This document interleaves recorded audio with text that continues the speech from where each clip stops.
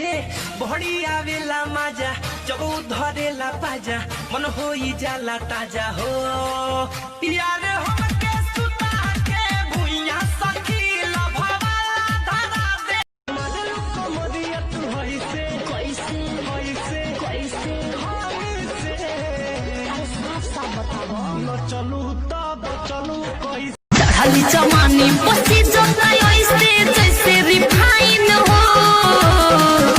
तया वो चोली में चुमा दे दाना कैसे लागल कुर्ती हमर चोली चरमरात बा इन बात कटिए जाला कोटे नाही ऊपर से लाल लाल नीचा से काला जान मारे गोरी तो हर सूट